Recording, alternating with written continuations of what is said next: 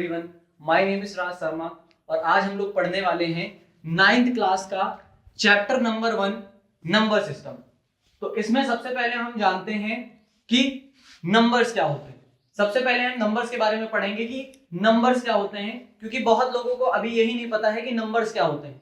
क्योंकि आजकल के टीचर्स क्या हैं, डायरेक्ट ही natural number, whole number, rational numbers ये सब पढ़ाना स्टार्ट कर देते हैं, लेकिन कोई भी नंबर्स के बारे में नहीं बताता है कि नंबर्स क्या होते हैं। तो आज हम सबसे पहले डिस्कस करेंगे व्हाट इज नंबर। तो नंबर क्या होता है? Numbers are the countable quantities. Numbers क्या होती हैं? नंबर्स जो होती हैं वो क्या होती हैं? काउंटेबल क्वांटिटीज होती हैं। काउंटेबल से हमारा ये मतलब है कि हम किसी चीज को काउंट करने के लिए नंबर का यूज करते हैं। फिर उसके बाद नंबर पे आने के बाद हम सबसे पहले पढ़ते हैं नेचुरल नंबर्स। तो नेचुरल नंबर्स क्या होते हैं? ऐसे नंबर्स जो स्टार्ट होते हैं हमारे 1 से, 1 2 3 4 और सो ऑन। तो नेचुरल नंबर जो होते हैं वो हमारे 1 से स्टार्ट होते हैं और इंफिनिटी तक जाते हैं। जैसे हमें पता है कि नंबर्स का कोई अंत नहीं होता है, तो नेचुरल नंबर 1 से स्टार्ट होते हैं और इनका कोई अंत नहीं होता है, मतलब ये इनफिनाइट नंबर तक जाते हैं।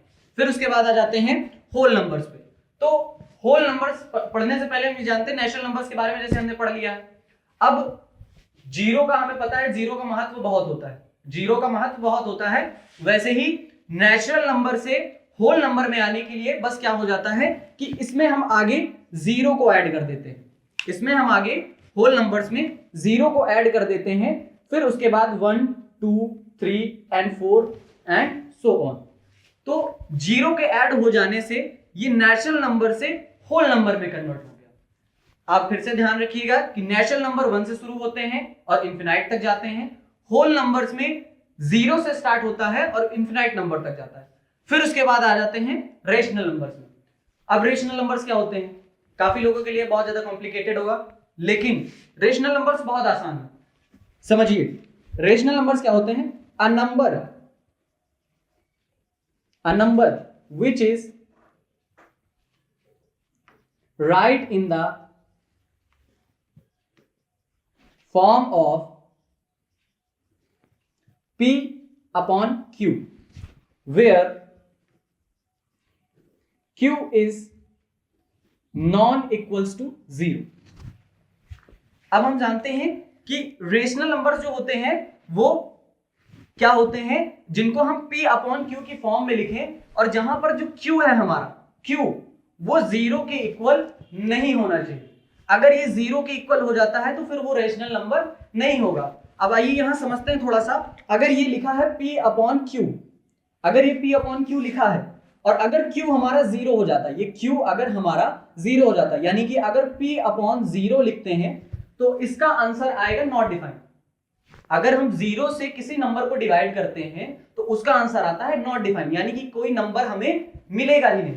लेकिन अगर हम जीरो को ऊपर रखते हैं और नीचे कोई नंबर डिवाइड में रखते हैं तो इसका आंसर आता है जीरो। और जीरो एक क्या है? जीरो एक रेशनल नंबर है। जीरो एक रेशनल नंबर है क्योंकि जीरो को हम 0/1 लिख सकते हैं।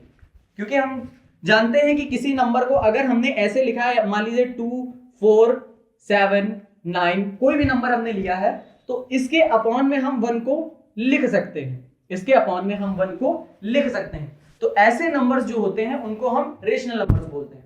अब इरेशनल नंबर पे आ जाते हैं। अब समझते हैं कि इरेशनल नंबर, अभी हमने पढ़ा है कि रेशनल नंबर्स के बारे में। तो रेशनल नंबर्स क्या होते हैं अभी हमने जाना है। Rational numbers a numbers which is right in the form of p upon q, जो p अपॉन q की फॉर्म में लिखे जाते हैं उन नंबर्स को हम रेशनल नंबर्स कहते हैं। तो उसी तरीके से जो इरेशनल नंबर होते हैं वो क्या होते हैं? A number which can not be right in the form of p upon q, ऐसे नंबर जिनको हम p अपॉन q की फॉर्म में राइट नहीं कर सकते हैं। जैसे कि एग्जांपल में हम देखते हैं, एग्जांपल में √2 √3 √5 एंड √7।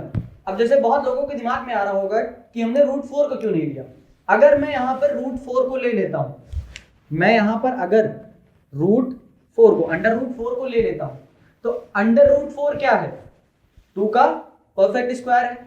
तो हम इसको ऐसे लिख सकते हैं 2 इंटू 2, देन यहां से क्या हो जाएगा 2 जो है वो हमारा बाहर आ जाएगा। और जैसे कि अभी हमने पढ़ा है कि 2 को हम 2/1 के फॉर्म में लिख सकते हैं। तो अगर ये 2/1 के फॉर्म में आ गया यानी कि ये रेशनल नंबर बन गया। तो इस तरीके से हम ऐसे ही नंबर्स को लेंगे जो किसी की परफेक्ट स्क्वायर ना हो, जो किसी के परफेक्ट स्क्वायर ना हो, उन्हीं नंबर्स को हम अंडर रूट के अंदर लेंगे और वही नंबर्स हमारे क्या कहलाएंगे, irrational numbers.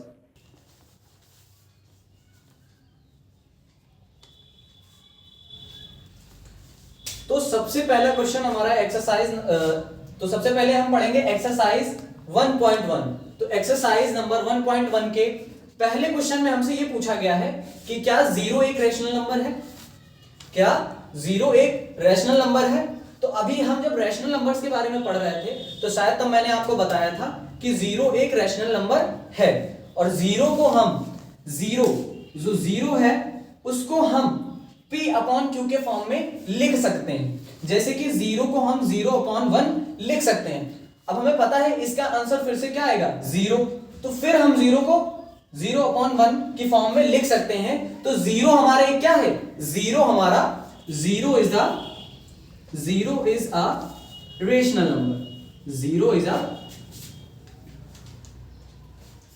A rational number. तो 0 को हम रेशनल नंबर कह सकते हैं।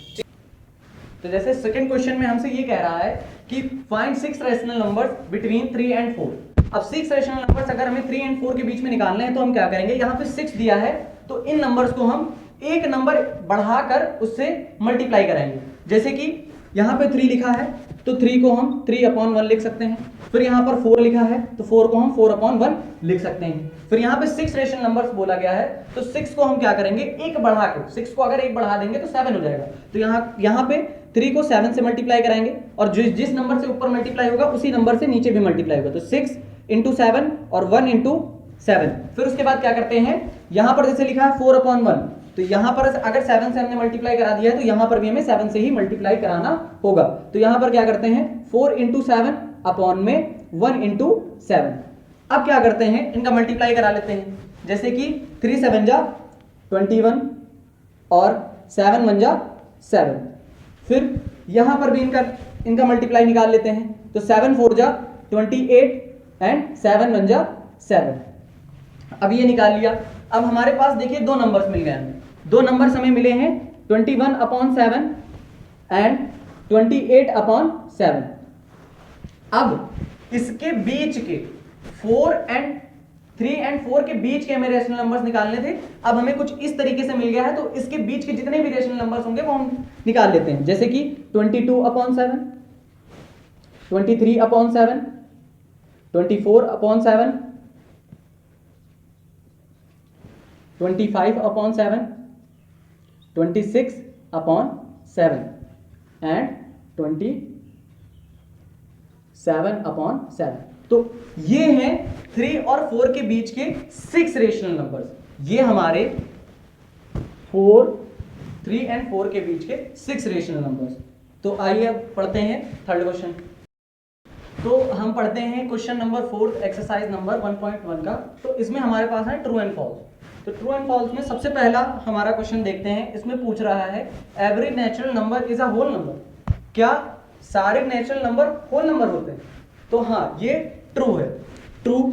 अब इसका रीजन क्या होगा ट्रू होने का, क्योंकि जो नेचुरल नंबर्स होते हैं वो हमारे शुरू होते हैं 1 से और जो होल नंबर शुरू होते हैं वो 0 से शुरू होते हैं। तो जितने भी नेचुरल नंबर्स हैं वो होल नंबर के अंदर आ सकते हैं। लेकिन अगर यही क्वेश्चन हमें रिवर्स करके पूछ लिया जाता कि every whole number is a natural number, तो ये गलत होता, क्योंकि जो हमारे होल नंबर्स होते हैं वो 0 से स्टार्ट होते हैं और नेचुरल नंबर 1 से स्टार्ट होते हैं। तो सारे वहां पे 0 ऐड हो गया तो 0 की वजह से होल नंबर नेचुरल नंबर में कन्वर्ट नहीं हो सकता। लेकिन नेचुरल नंबर 1 से ही स्टार्ट है और होल नंबर 0 से स्टार्ट है, तो सारे नेचुरल नंबर्स को हम होल नंबर के अंदर डाल सकते हैं। तो every natural number is a whole number और ये स्टेटमेंट ट्रू है। ठीक है, फिर उसके बाद पढ़ते हैं हम सेकंड। तो सेकंड क्वेश्चन में पूछ रहा है कि every integer is a whole number. क्या सारे इंटीजर्स होल नंबर होते हैं? तो ये हमारा क्वेश्चन है फॉल्स, ये हमारा फॉल्स है, क्योंकि इंटीजर्स क्या होते हैं, इंटीजर्स में पॉजिटिव एंड नेगेटिव दोनों वैल्यू कंटेन करता है, और हमने होल नंबर्स में क्या पढ़ा है, ऐसी वैल्यूज जो 0 से स्टार्ट होती हैं, 0 1 2 3 and so on, and whole numbers में हमें नेगेटिव नंबर्स तो मिलते नहीं हैं, तो इस वजह से सारे इंटीजर्स जो हैं वो होल नंबर नहीं हो सकते, तो इस कारण ये जो स्टेटमेंट है वो फॉल्स हो जाएगा।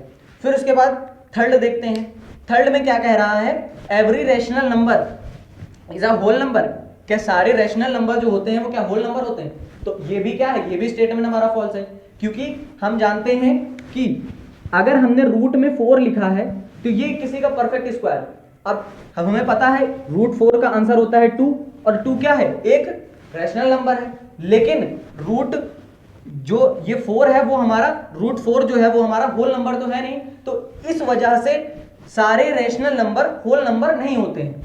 तो ये क्वेश्चन भी हमने समझ लिया। और भी ऐसे वीडियो पाने के लिए आप हमारे चैनल को लाइक करें, सब्सक्राइब करें, और अगर आपको इस वीडियो के रिगार्डिंग कोई भी क्वेरी है तो आप नीचे कमेंट सेक्शन में बता सकते हैं। Thank you.